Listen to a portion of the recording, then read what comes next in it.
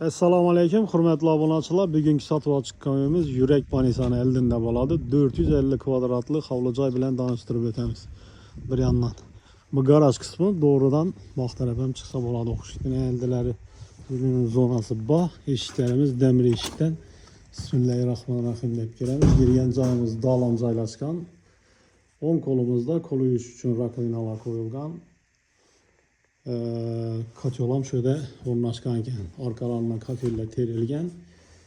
Dalon qismi 5 metre 6-7 metrede joylashgan. Ko'rib turganlaringizdek patologlarni naqsh berib tuzatganlar gipsokardondan, fakat fon oboyi qolib turibdi bu yerni. Yan tarafimiz chap qo'limizda zal qismi. Zal ham shestikranlik holatda tushgan ekan. Отоплениясine ega, chug'unli batareyalar.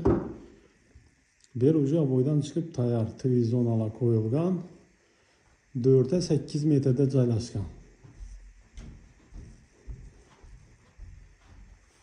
Bu zal kısmı. Ayak telerimiz yağış boldan. Bu dalan kısmı xalasanız da birden bölü verip erkek kılıp koysanızlar ham bo'laveradi. Tabii bir de yine bir spalnesi, bir de 3 spalni bir zal. Görüp turganlaringizdek bu spalnesi ham katta tushgan, 4'e 5 razmerde. O'ng tarafimizdan ham yana bir spalni bor ekan. 1 4 razmerde tushgan. Aynası ko'cha tarafa qaragan.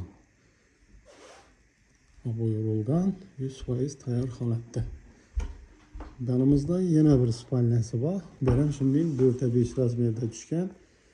Ko'cha tarafa, baq tarafa aynası qaragan. Belimiz sanuzil. Sanuzilda o'zini agusi bor. Qo'yilib tayyor turibdi. Berimiz oshxonasi, ya'ni kuxnya. Kuxnya joyi. Plus ben tarafta baq tarafı bor. Baq tarafı ham ko'rib turganlaringizdek keng mo'l tushgan, dim katta bo'lib tushgan. Общий 450 kvadrat metr. Puli 850 million so'm deb aytilib turibdi. Qaytib kelishtirib beriladi ekan. Dokumenti 100% tayyor, doğru adınıza o'tadigan holda bo'libdi. Bu uyimiz kimga qiziqli bo'ladigan bo'lsa, pastda telefon nomerimni qoldiraman. Bemalol telefonlashib, ko'rib, kelib savdolashib olaverasizlar, xudo xolasa. Kime shunday xizmatlarimiz gerek bo'lsa, bemalol murojaat qilaveringlar. Uy olishda, sotishda qo'limizdan kelgancha yordam beramiz. So'nggi roliklarda görüşünce sağ olun.